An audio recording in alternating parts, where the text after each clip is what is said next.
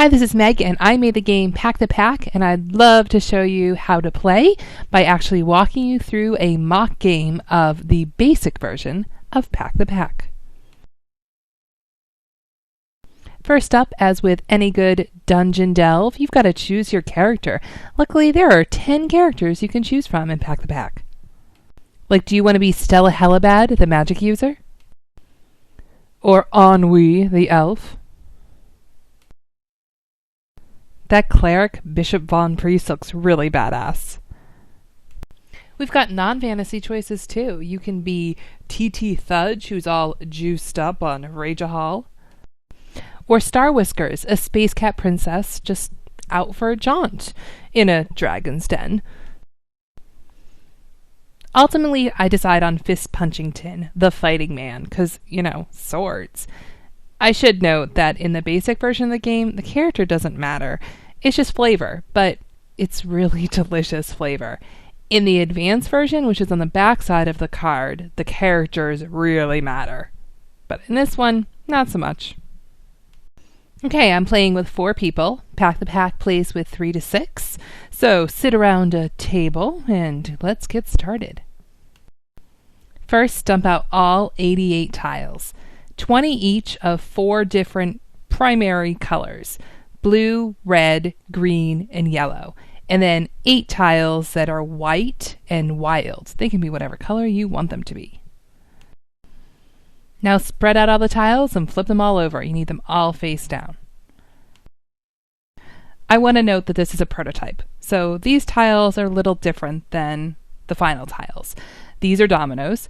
The final tiles are going to be wooden dominoes. So slightly different material, but still really high quality, a little bit lighter, and more square edges, which is actually going to help the game. Everybody take 5 tiles face down, no peeking. And then flip 5 tiles up from the middle of the dragon's hoard. This represents a few items that you can see clearly in this big pile of beautiful loot, and things you might want to go for first. When everybody's ready, somebody shouts pack, and you flip over your 5 tiles and start packing your pack. Shove all that loot inside and make sure it doesn't spill over the edges, otherwise it's going to fall out as you run back to town.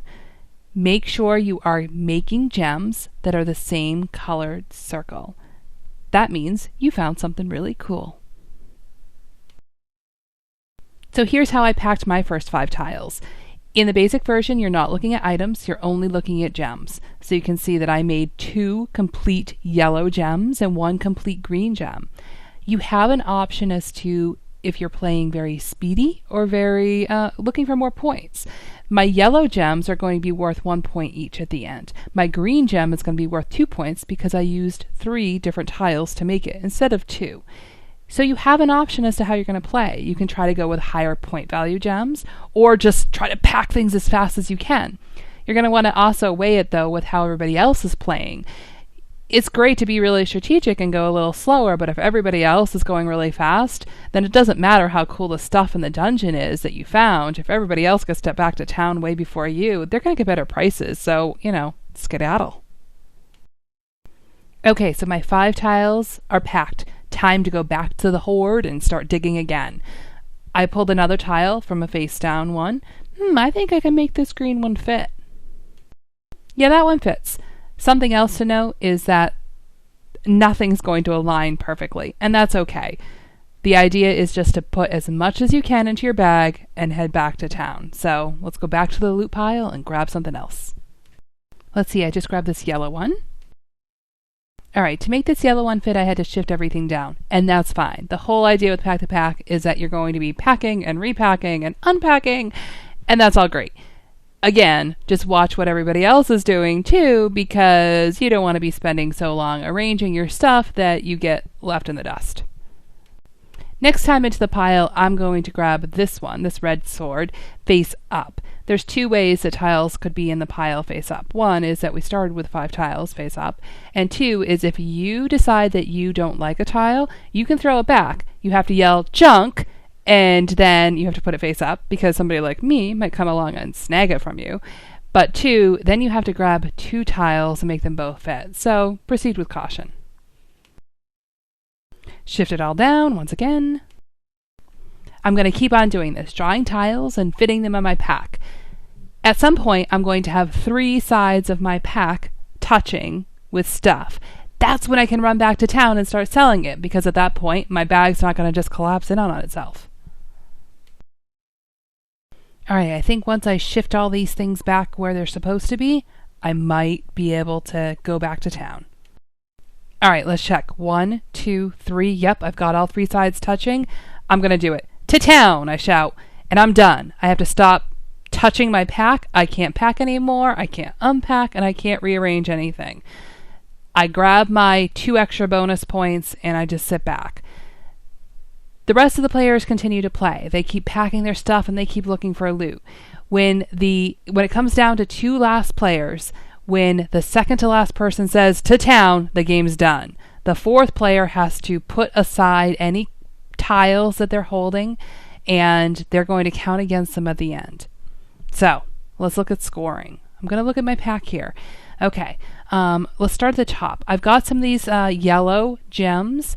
When it takes 2 tiles to make a gem, which is the minimum, it's a point. So that yellow gem right there, that's a point. That red gem to the right of it, that's a point. The red gem right below it, that's a point. Let's see, I've got 3 more yellow gems, so that's points 4, 5, and 6. Oh, then I've got a green gem down there, that's point number 7. And another green gem with the sword and the helmet, that's point number 8. And then I've got that green gem that I used 3 tiles for, and that's worth 2 points. So I'm up to 10 points in gem points. So that represents that I found some mostly okay stuff and then 1 item that was actually pretty good.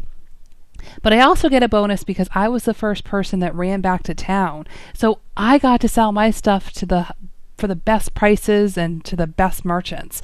So I get 2 extra points because, again, those are the awesome points. You get your money points and your gold coins and then your awesome points. The person who went out second gets 1 extra point, and the person that gets out third, who grabbed that last grabber, gets no extra points, because the person who went out last probably is going to have some tiles that count against them.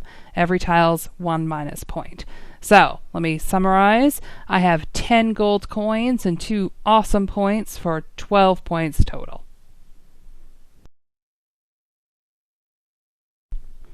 If you flip your character playmat over, you can see that on the other side, there's a different game. Advanced Pack the Pack 4th Edition Next is a little more strategic and a little bit slower. My Fist Punchingtons now isn't just grabbing anything he can. He's specifically looking for swords and shields because he's a fighting man, after all.